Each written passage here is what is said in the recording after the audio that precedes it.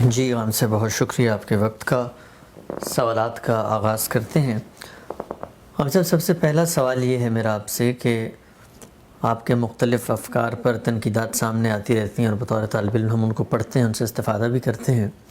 ایک بات جو فیس بک کی دنیا میں ہی گردش کرتی رہی وہ یہ تھی کہ آپ کی جو پوری فکر ہے یہ دراصل اشرافیہ کی فکر ہے، یعنی ایک خاص طبقہ ہے جن کی یہ انٹلیکچول ڈیبیٹس ہیں، وہ اس سے مستفید ہوتے ہیں، ان کو یہ چیزیں اچھی لگتی ہیں.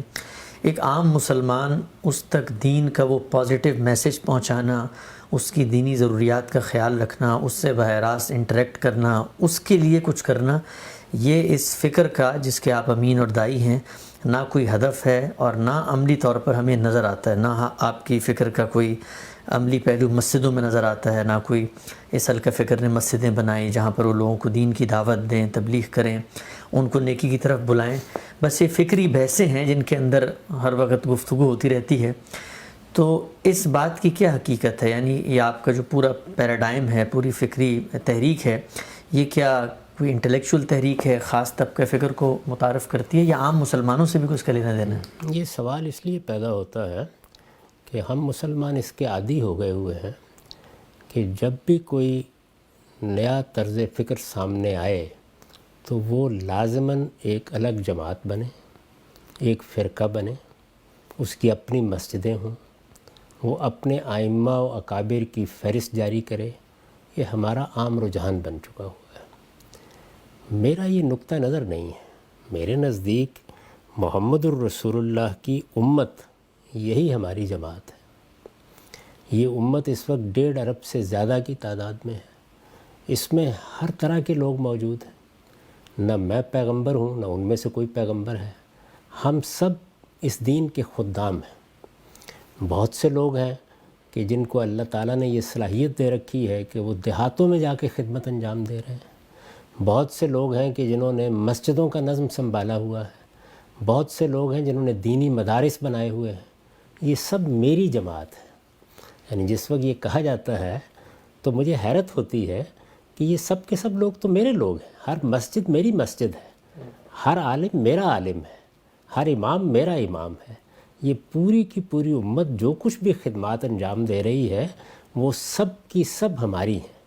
اور چونکہ اس میں تنوع بھی ہوتا ہے، اختلافات بھی ہو جاتے ہیں، تو ان اختلافات کا بھی ظہور ہوتا رہتا ہے. ایک دیوبندی نقطہ نظر رکھنے والا بریلوی نقطہ نظر کے لوگوں سے کچھ اختلاف کر لے گا، صوفیانہ مزاج رکھنے والے علماء سے کچھ اختلاف کر لیں گے. تو اختلافات بھی اصل میں اپنے تنوع کے ساتھ معاشرے کا حسن ہے. سوسائٹی کی یہ خدمت بحیثیت مجموعی انجام پا رہی ہے. ہر آدمی سے یہ توقع کیوں کی جائے کہ وہ یہ سارے کام الگ سے کر کے دکھائے؟ میں نے اپنا جائزہ لیا اور یہ اندازہ کر لیا کہ میں کیا خدمت کر سکتا ہوں. مجھے کوئی پیغمبر بنا کے مبعوث نہیں کیا گیا کہ مجھے ساری دنیا کی ہدایت کے لیے اللہ تعالیٰ نے مامور کر دیا ہے. نہیں، مجھے کچھ صلاحیتیں دی ہیں. ایک طالب علم کی حیثیت سے میں نے ان کا اندازہ کیا اور یہ دیکھا کہ میں کیا خدمت کر سکتا ہوں. تو خدمت کا جو دائرہ میرے لیے ممکن تھا، جس کی میرے پاس صلاحیت تھی، میں نے وہ اپنے لیے منتخب کر لیا. تو شخصی حیثیت سے میں نے یہ دیکھا کہ میں کچھ تصنیف تالیف کا، کچھ تحقیق کا کام کر سکتا ہوں. میں نے وہ کرنا شروع کر دیا. میں نے یہ دیکھا کہ میں اپنی بات لوگوں تک، جو کچھ بھی میں نے حقائق دریافت کیے ہیں یا کوئی تحقیق کی ہے، وہ شائستگی کے ساتھ پہنچا سکتا ہوں. تو میں نے وہ کام شروع کر دیا. میں نے یہ محسوس کیا کہ لوگوں کی تعلیم، تربیت اور تحقیق کے لیے کچھ ادارے ہونے چاہیے، وہ قائم کر دیے. یہ میرے دائرے کی چیزیں تھیں. میں نے اپنے دائرے کے کام اپنے لیے منتخب کیے ہیں. میں امت میں کوئی نئی امت نہیں بنا رہا. میں فرقوں میں کسی نئے فرقے کا اضافہ نہیں کر رہا. اس لیے ہر مسجد میں نماز پڑھتا ہوں. تمام علماء کو اپنے علماء سمجھتا ہوں. سب کی عزت کرتا ہوں. جس معاملے میں مجھے کوئی اختلاف ہوتا ہے، اپنا اختلاف شائستگی کے ساتھ بیان کر دیتا ہوں. میری صلاحیت کے لحاظ سے جو لوگ میری بات سمجھ سکتے ہیں وہ میرے مخاطبین ہیں. وہ آپ اگر غور کر کے دیکھیں تو دیہات میں بھی آپ کو ملیں گے، وہ دور دراز قبائلی علاقوں میں بھی آپ کو ملیں گے، وہ اشرافیہ میں بھی آپ کو ملیں گے. تو ہر جگہ ہر آدمی کی بات سننے والے لوگ نہیں ہوتے.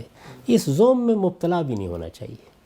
اللہ تعالیٰ نے محمد الرسول اللہ صلی اللہ علیہ وسلم کے بعد یہ تنوع باقی رکھا ہے کیا ساری مسلمان امت کو آپ ابن تیمیہ پر اکٹھا کر سکیں ہیں، ابن قیم پر اکٹھا کر سکیں، ابو حنیفہ پر اکٹھا کر سکیں ہیں، شافعی و مالک پر اکٹھا کر سکیں ہیں؟ کتنے جلیل القدر اہل علم تھے، اوزاعی، سفیان ثوری، امام لیث، کہ جن کے آج جاننے والے بھی دنیا میں آپ کو کم ملیں گے، یعنی چند علماء کے حلقوں میں ان کو جانا جاتا ہے۔ تو کیا وجوہ و اسباب ہوتے ہیں کہ کسی شخص کو عام پذیرائی حاصل ہو جائے؟ کیا وجوہ و اسباب ہوتے ہیں کہ وہ ایک بڑی جماعت بن جائے؟ یہ سب تاریخی عوامل ہیں۔ اس وقت میں اس پر نہیں تبصرہ کرنا چاہتا، اس میں سیاسی عوامل، تاریخی عوامل، سماجی عوامل، بے شمار چیزیں مل کے کام کرتی ہیں، لیکن میرے نزدیک تو ہر شخص کے لیے یہی مشورہ ہے کہ وہ اس زوم سے نکل جائے کہ اللہ تعالیٰ نے اس کو پیغمبر بنایا ہے، پیغمبری ختم ہو گئی، نبوت کا خاتمہ ہو گیا۔ جس ہستی پر ہم سب کو اکٹھا ہونا ہے وہ محمد الرسول اللہ صلی اللہ علیہ وسلم کی ذات والا صفات ہے۔ ہم سب خدام ہیں، کسی نے خدمت کے لیے کوئی ایک دروازہ دیکھ لیا، کسی نے کوئی دوسرا میدان دیکھ لیا، تو اپنے اپنے میدان میں خدمت کر رہے ہیں۔ اس میں صلاحیتوں کا تفاوت ہوتا ہے، ذوق رجحان کا تفاوت ہوتا ہے، وہ رہے گا اپنی جگہ۔ تو میں کیوں مسجدیں الگ بناؤں؟ ساری مسجدیں میری ہیں۔ میں کیوں یہ خیال کروں کہ دیہات تک بھی مجھے پہنچنا چاہیے؟ دیہات میں بے شمار لوگ ہیں جو یہ بات پہنچا رہے ہیں، یعنی دین کی بات۔ دیکھیے نا، ایک وہ علمی فکری اختلافات ہیں، تو ان کا جس کو ذوق ہوگا وہ میری بات سن لے گا۔ جن لوگوں کو اس کا ذوق نہیں ہے، ان کی خدمت کرنے والے، ان تک دین پہنچانے والے، ان کو پڑھانے والے بہت لوگ ہیں۔ اس وقت آپ دیکھیں ہمارے ملک پاکستان میں دسیوں کی تعداد میں مدارس ہیں، دیہاتوں تک میں ہیں، قبائلی علاقوں میں ہیں، وہاں پڑھایا جا رہا ہے، تعلیم دی جا رہی ہے۔ تو آپ اگر یہ فیصلہ کر لیں کہ آپ کو نئی دنیا ہی بنانی ہے اور ہر آدمی یہی کام کرے، تو پھر وہ فرقہ بندی ہے جو پیدا ہوتی ہے۔ ہم سب ایک دوسرے کو مانیں، ایک دوسرے کا احترام کریں اور ایک دوسرے کے کام کو اپنا کام سمجھیں، اور جہاں جہاں کوئی اختلاف ہو وہاں شائستگی کے ساتھ اپنا اختلاف بیان کر دیں۔ میرے نزدیک صحیح منہاج یہ ہے اور میں اسی پر زندگی بسر کرتا ہوں۔ ٹھیک۔ اچھا، ہم سب یہ بھی کہا جاتا ہے کہ جو اشرافیہ ہے یہ اصل میں سوسائٹی کا ایک بالکل ہی قلیل طبقہ ہوتا ہے، اور جس کے اندر آپ پینیٹریٹ کرتے ہیں تو گویا دنیا کو یہ باور کرا رہے ہوتے ہیں کہ آپ کی فکر پھیل گئی ہے۔ تو اکثر یہ تنقید بھی سامنے آتی ہے کہ بھائی یہ جو غامدی صاحب کے افکار ہیں یہ تو ہمیں میڈیا پہ بڑے پھیلے ہوئے نظر آتے ہیں، اور ایک خاص سطح کے لوگ ہیں جن کا میڈیا پر یا دنیا کے ساتھ انٹریکشن زیادہ ہوتا ہے، وہ کچھ حوالہ بھی دے دیتے ہیں اس کا، لیکن گراس روٹ لیول پہ جائیں تو لاکھوں کی تعداد میں مسلمان ہیں، وہ تو علماء ہی کی فکر پہ کھڑے ہوئے ہیں۔ سوال میرا آپ سے یہ ہے کہ جو اعتراض کیا جاتا ہے کہ یہ لوگ اصل میں اوپر سے کچھ لوگوں کو تبدیل کر کے اشرافیہ کے ذہن بدل کے دنیا کو یہ تاثر دینا چاہتے ہیں جیسے ان کی فکر ہر جگہ پھیل گئی۔ کبھی میں نے اس طرح کی کوئی بات کی؟ مجھے تو پتہ ہی نہیں کہاں پھیل گئی اور کہاں نہیں۔ کبھی آپ کو خلوت میں بھی دیکھا ہے کہ میں اس طرح کی کوئی بات کر رہا ہوں؟ میری دلچسپی یہ ہوتی ہے کہ میں ایک مسلمان ہوں، میں اپنے دین کو سمجھوں گا، اور میں آپ کو یقین کے ساتھ یہ بتا رہا ہوں کہ اگر یہ میری سمجھ میں نہ آتا تو میں اس کو چھوڑ دیتا۔ میں اس کو سمجھوں گا، اس کے اندر اتر کر اس کو سمجھوں گا۔ جب وہ میری سمجھ میں آ گیا اور میں نے شعوری سطح پر اس کو قبول کر لیا، تو اپنی صلاحیتوں کا جائزہ لیا کہ میں اس کی کیا خدمت کر سکتا ہوں۔ وہ خدمت میں نے شروع کر دی۔ اس خدمت کو کوئی ایک آدمی بھی قبول نہ کرے، کوئی ایک شخص بھی سننے کے لیے تیار نہ ہو، اس سے مجھے کیا دلچسپی؟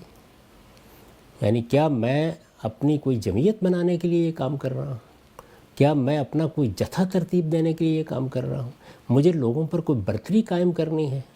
یہ تو میری دلچسپی کی چیزیں ہی نہیں۔ اسی وجہ سے آپ نے دیکھا ہوگا کہ اتنی تنقیدیں مجھ پر ہوتی ہیں، میں نہیں اس کا جواب دیتا کبھی بھی، صرف یہ کرتا ہوں کہ اپنی بات کی مزید وضاحت کر دیتا ہوں۔ ابھی بھی آپ نے جو سیریز شروع کر رکھی ہوئی ہے اعتراضات کی، ان میں بھی میرے پیش نظر یہ کبھی نہیں ہوتا کہ مجھے دوسروں کی غلطی واضح کرنی ہے، نہیں، اپنی بات کی صحت کے دلائل دینے ہیں، اور یہ اطمینان پیدا کرنا ہے کہ میری بات کے پیچھے قرآن کہاں کھڑا ہے، رسالت مآب صلی اللہ علیہ وسلم کے ارشادات کہاں کھڑے ہیں، میں یہ بات کیوں کہتا ہوں، اس کی وضاحت کرنی ہے۔ کبھی آپ نے نہیں دیکھا ہوگا کہ میں نے دوسروں کو طعن و تشنیع کا موضوع بنایا ہو، ان کی غلطیاں نمایاں کرنے کی کوشش کی ہو۔ ایک زمانے میں کچھ تنقیدیں ضرور کیں، لیکن پھر اس کے بعد ان سے بھی ہمیشہ کے لیے توبہ کر لی۔ ظاہر ہے کہ انسان سیکھتا ہے، اور یہ طے کر لیا کہ نہیں، دین کی بات جو کچھ ہماری سمجھ میں آئے گی ہم مثبت طور پر پیش کریں گے، اس کا استدلال بیان کریں گے، لوگوں کے سامنے اس کو رکھ دیں گے۔ یہ فیصلہ لوگوں کو کرنا ہے وہ کس کو قبول کرتے ہیں۔ تو اگر لوگوں کو میری بات میں کوئی وزن نظر آئے گا تو وہ قبول کر لیں گے، اور اگر نظر نہیں آئے گا تو رد کر دیں گے۔ یہ قبولیت ہونا نہ ہونا، یہ معیار اور پیمانے بن کب سے گئے؟ یعنی ہم نے تو پیغمبروں کی تاریخ میں دیکھا کہ سیدنا نوح علیہ السلام کی 950 سال کی جدوجہد کا حاصل کیا تھا؟ وہ چند لوگ جو کشتی میں سوار ہو سکے، بیٹا بھی سننے کے لیے تیار نہیں ہوا۔ سالے نکلے اپنی بستی سے، 2 لوگ بھی ساتھ نہیں تھے۔ لوط کا حال یہ تھا کہ بیوی بھی ساتھ نہیں تھی۔ تو اس لیے یہ معیار کب سے بن گئے؟ ہمیں تو جو معیار قرآن و مجید میں بتایا گیا تھا وہ یہ تھا کہ سچائی کو دریافت کرنا ہے، اللہ کی سچی معرفت حاصل کرنی ہے، دین کو پوری دیانتداری کے ساتھ سمجھنا ہے، اور جو کچھ سمجھ میں آ جائے اس کی شہادت دینی ہے۔ اس کو کوئی سننے کے لیے تیار ہے، کوئی ماننے کے لیے تیار ہے، الحمدللہ، نہیں ہے تو اس کے لیے دعا کرنی ہے۔ تو اس لیے یہ میرے تو کنسرن کی چیزیں نہیں ہیں جو لوگ بیان کرتے ہیں۔ میں تو کبھی بیٹھ کے اس کے بارے میں غور بھی نہیں کرتا۔ 10 لوگوں نے میری بات سنی، 20 لوگوں نے میری بات سن لی، اچھی بات ہے، نہیں سنی یہ ان کا کام ہے۔ یعنی میں کوئی مامور نہیں ہوں کہ ایک ایک دروازے تک جا کے پہنچا دوں۔ بس جو میری سمجھ میں آیا ہے میں اس کو دیانتداری کے ساتھ خود بھی اپنی عمل میں اختیار کروں اور دوسروں تک بھی پہنچاؤں۔ اچھا، ہم سے یہ کہا جاتا ہے کہ ظاہری بات ہے آپ کی جو فکر ہے یہ پبلک کے سامنے تو آئی ہے پبلک میڈیا کے ذریعے، اور اس میں 2000 سے لے کر 2010 تک کا جو عرصہ ہے اس میں ایک تواتر سے آپ مختلف چینلز پہ بھی آتے رہے۔ لوگ یہ سوال کرتے ہیں کہ وہ دور تھا کہ جس میں مثال کے طور پہ پاکستان میں انلائٹنڈ ماڈریشن، پاکستان کے اندر روشن خیالی کی جو ایک پوری تحریک ہے ریاست کی سطح پہ وہ پروان چڑھ رہی تھی، جنرل مشرف کا دور تھا۔ تو اسی دور کے اندر یہ پوری آپ کی جو بات، آپ کی جو فکر ہے وہ لوگوں تک بھی پہنچی۔ تو سوال لوگ جو اٹھاتے ہیں وہ یہ کہ یہ کیا وجہ ہے کہ جو کام ریاست کہہ رہی تھی وہی آواز میں گاندھی صاحب نے بھی آواز ملائی، وہ چینل جو عام طور پہ ہمارے ریاستی کے کنٹرول میں ہوتے ہیں ان سب پہ پروگرامز بھی شروع ہو گئے۔ تو اعتراض یہ کیا جاتا ہے کہ بات تو چلیں آپ کہتے ہیں فرق نہیں پڑتا، لیکن اسی دور میں سب کچھ ہوا کہ جب ریاست کی ایما یہی تھی کہ یہ کچھ سامنے آئے لوگوں کے ساتھ، امریکہ کے ساتھ تعلق، تو اسی دور میں یہ بحثیں بھی ہو رہی ہیں، حضور آرڈیننس کی بھی ہو رہی ہیں، اور یہ روشن خیالی اور تعلیم اور مدارس کے اوپر تنقید۔ تو کیا یہ ممکن نہیں ہے کہ آپ کے جو بھی افکار ہوں پیور ہوں، لیکن کہیں باہر سے ان کو قبولیت مل رہی ہے، تو آپ نے بھی اس کو ایک اچھا موقع سمجھا ہو، بھئی اگر اچھی بات ہے پھیلائی جا سکتی ہے تو کیوں نہ پھیلائیں؟ 7 جولائی 1971 کو میں نے پہلا درس قرآن دیا تھا۔ وہ بھی ایک دلچسپ واقعہ ہے۔ یعنی ایک ہمارے ہاں بلال گنج میں پیر صاحب ہوتے تھے، مولانا طاہر۔ میں اپنے کالج کے زمانے میں ان کی مجلس میں جا بیٹھتا تھا۔ دلی کی اردو بولتے تھے، بہت اچھی زبان، اور زبان اس کے اسالیب سے میری دلچسپی رہی ہے۔ وہاں بیٹھتے تھے اور وہاں بیٹھ کے کچھ اس زمانے میں جیسے طالب علم ہوتے ہیں انقلابی منصوبے ہی بناتے رہتے تھے۔ میں، میرے عزیز دوست ساجد علی صاحب، یہ اس زمانے کی بات ہے کہ ایک وکیل صاحب اسی مجلس میں ملے اور انہوں نے ہمیں دعوت دی کہ تم لوگوں نے باتیں بہت اچھی کی ہیں، کبھی ہماری مجلس میں آئے ہو، ہم ایک جگہ بیٹھ کر شام کے وقت گفتگو کرتے ہیں۔ ہم لوگ چلے گئے۔ وہاں پر محمد انور صاحب ایک وکیل تھے، ان کی بیٹھک تھی۔ وہاں 2 4 5 10 لوگ جمع ہو گئے، کچھ بات ہوتی رہی، کچھ سوالات کر لیے انہوں نے، جس طرح کہ ہم اس زمانے میں منصوبے رکھتے تھے ہم نے بھی اس کا ذکر کر دیا۔ تو انہوں نے کہا کہ اس وقت تو زیادہ لوگ نہیں تھے، لیکن تم لوگوں کی باتوں میں بڑی اپیل ہے۔ ہم بالکل نوجوان تھے، کالج میں پڑھتے تھے اس وقت۔ تم لوگوں کی باتوں میں بڑی اپیل ہے، تو کیا یہ موضوع نہیں ہوگا کہ اتوار کا دن چھٹی کا دن ہوتا ہے؟ اس زمانے میں بھی اتوار ہی کو چھٹی ہوتی تھی، بعد میں پھر جمعہ کی چھٹی ہو گئی۔ تو صبح تم لوگ آ جاؤ، تو ذرا زیادہ بڑی مجلس میں یہ بات ہوگی۔ اس سے پہلے میری زندگی بالکل ایک طالب علم کی زندگی تھی۔ میں جب گیا تو ایک بیٹھک میں کوئی 25 30 35 لوگ جمع تھے، اور اسی طرح ایک تپائی رکھی تھی جس پر قرآن مجید تھا، اور ایک صاحب کھڑے ہوئے، انہوں نے کہا کہ اب میرا نام لے کے وہ درس قرآن دیں گے۔ میری پبلک لائف کی ابتدا یہاں سے ہوئی۔ تو یہ درس قرآن ایسے شروع ہوا۔ پھر اس کے بعد جان محمد حضوری کی مسجد میں ہر ہفتے یہ نشست ہوتی رہی۔ میرا معمول رہا اور برسوں یہ معمول رہا، یعنی جو جولائی 1971 سے، کہ ہر ہفتے ایک مجلس ایسی ہوتی۔ اس وقت یہی ذریعہ تھا اپنی بات پہنچانے کا۔ پھر ظاہر ہے کچھ لکھنا شروع کر دیا، کچھ رسالے نکالے اور چیزیں بھی ہوئیں۔ یہ جو میڈیا کا معاملہ ہوا تو آپ پورے ملک میں جا کے تحقیق کر لیں، کبھی میری طرف سے کوئی تحریک ہوئی ہو، کبھی میں نے کسی جگہ کوئی پروگرام کرنے کی کوشش کی ہو، کچھ بھی نہیں، بلکہ اصرار ہوتا رہا اور میں اس کے لیے آمادہ نہیں ہوتا تھا۔ یہاں تک کہ پھر کچھ دوستوں نے توجہ دلائی کہ اپنی بات تو پہنچانی چاہیے، اس میں کیا معنی ہے، تو میں نے یہ پیشکش قبول کر لی۔ جب یہ پیشکش میں نے قبول کر لی تو پھر بھی اصرار کیا کہ ہفتے میں بس ایک مجلس۔ اب بھی یہی ہوتا ہے، یعنی اس وقت بھی اگر آپ دیکھیں تو ٹیلی ویژن پر ایک ہی پروگرام ہوتا ہے۔ تو سوال یہ ہے کہ وہ دور گزر گیا، اس کے بعد سیاستدانوں کی حکومتیں آ گئیں، اس وقت بھی ایک حکومت چل رہی ہے، تو پھر تو یہ سب کچھ ختم ہو جانا چاہیے تھا۔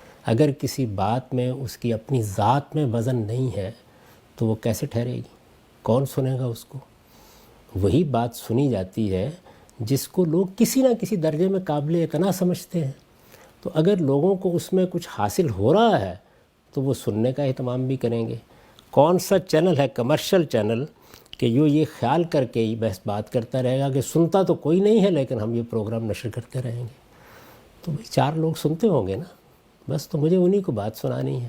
باقی یہ تحقیق کے موضوع ہیں، لوگ کرتے رہیں انشاءاللہ۔ جس طرح قرآن مجید نے کہا ہے نا کہ وہ خائب و خاسر ہو کے نگاہ واپس لوٹ آئے گی، انہیں بھی ایک دن اعتراف کرنا پڑے گا کہ میں نے ان سب چیزوں سے بالکل بے نیاز زندگی بسر کی ہے، کوئی قرب و جوار میں بھی ایسی کوئی چیز تلاش نہیں کر سکتا، اپنا کام اپنے طریقے پر اپنی شان کے ساتھ کیا ہے، آج بھی کر رہا ہوں۔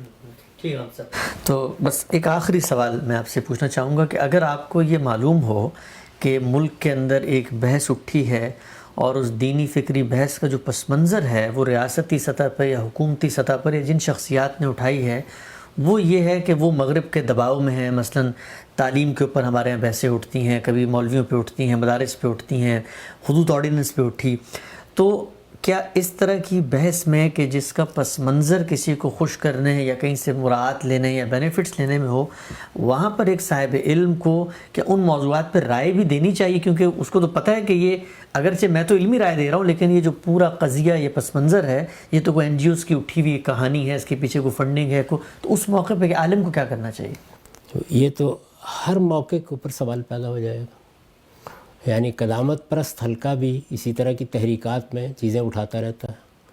اب آپ تحقیق کریں اس بات کی کہ ہمارے ہاں جو مذہبی تحریکیں اٹھی ہیں وہ کن محرکات کے تحت اٹھی ہیں، یہ کرتے رہیں تحقیق۔ ایک عالم کا یا ایک طالب علم کا کام یہ ہے کہ جب اس سے پوچھا جائے تو وہ اپنی بات دیانتداری کے ساتھ بیان کرتے ہیں۔ میں نے عرض کیا کہ میں نے اپنی زندگی کا ایک نقشہ بنایا اور میں اس نقشے میں ادنا تغیر کیے بغیر اپنے ہی طریقے پر اپنا کام کر رہا ہوں، یعنی کچھ منصوبے تھے جو تحقیقی تصنیفی تھے، ایک ترتیب سے کام کر رہا ہوں، دنیا جہان اس کے بارے میں بات کرتی رہے، میں اپنی ترتیب سے کرتا رہتا ہوں۔ جو چیزیں مجھے پڑھانی ہیں، جن چیزوں کی تعلیم دینی ہے، ان کا بھی ایک نقشہ ہے، اس کے تحت میں وہ کام کر رہا ہوں۔ اس دوران میں آپ دیکھیے میں کبھی کوئی بیانات جاری نہیں کرتا، کبھی کسی چیز میں آگے بڑھ کے شریک نہیں ہوتا، لیکن مجھ سے پوچھا جائے گا کہ فلاں چیز کے بارے میں دین کیا کہتا ہے، اس کو میں اپنی ذمہ داری سمجھتا ہوں، اور کبھی پلٹ کے نہیں دیکھتا کہ کسی کا محرک کیا ہے، کوئی شرارت کے لیے پوچھ رہا ہے، کوئی سازش کے لیے پوچھ رہا ہے، کوئی اپنی قدامت پرستی کو برابر کرنے کے لیے پوچھ رہا ہے، کوئی اپنی جدتوں کو نشو و نما دینے کے لیے پوچھ رہا ہے، وہ جانے، اس کا پروردگار جانے۔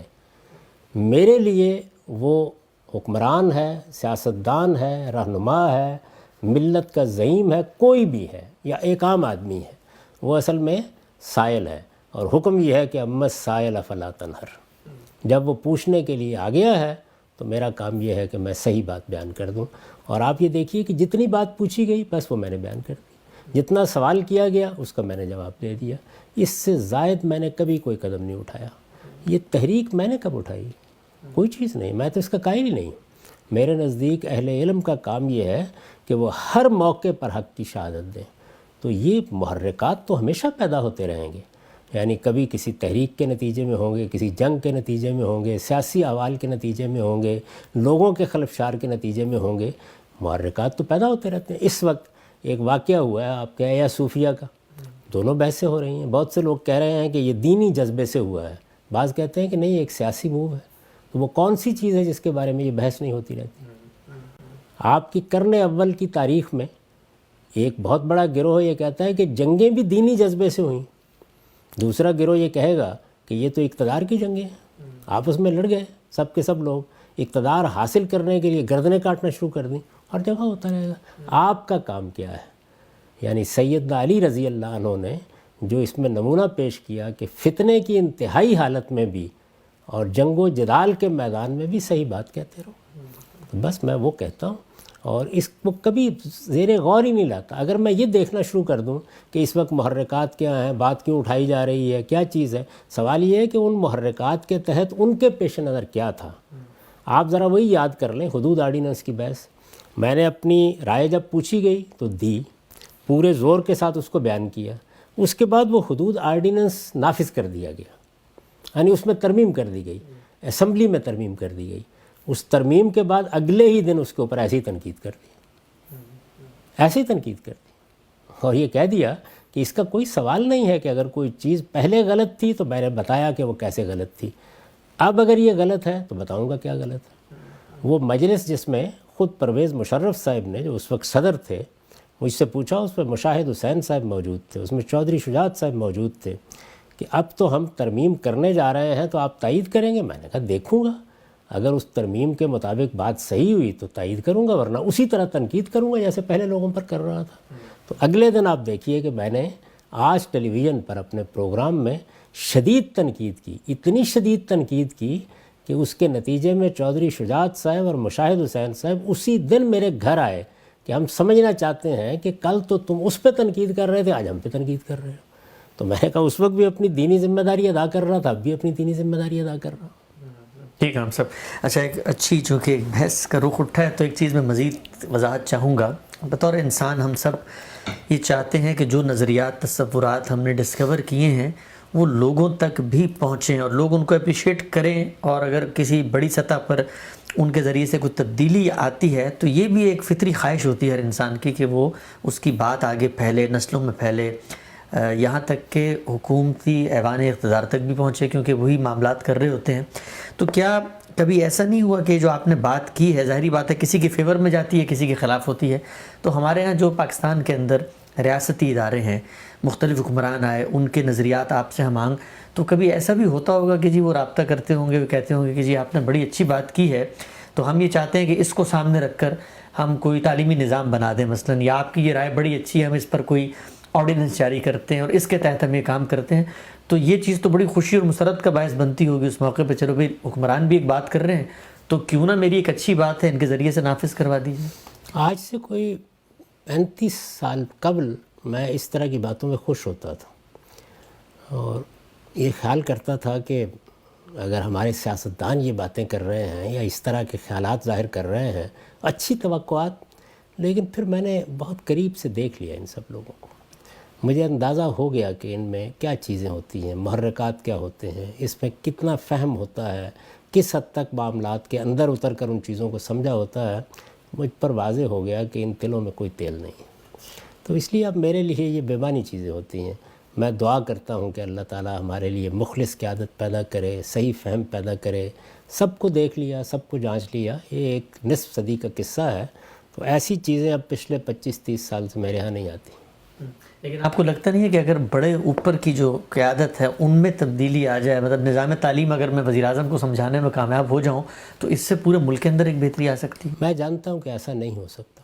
مجھے معلوم ہے کہ ہمارے ملک میں کس طرح کے ادارے بن چکے ہیں، کس طرح کی جمعیتیں قائم ہو چکی ہیں، ہمارے ہاں مذہبی عناصر کس طرح ایک سیاسی قوت اور عصبیت میں ڈھل چکے ہیں۔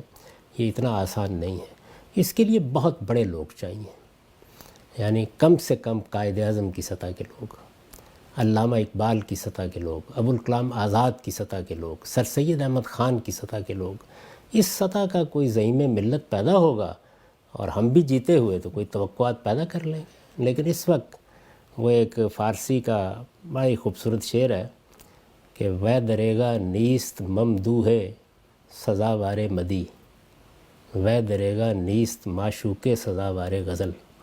یعنی اب تو اسی پر غم کا اظہار کر لیجئے تھوڑی دیر بیٹھ کے کہ اب کوئی ایسا شخص نہیں کہ جس کی مدح میں قصیدہ کہا جائے، اور کوئی ایسا معشوق نہیں جس کے لیے غزل لکھی جائے. یہ دنیا اب ختم ہو گئی.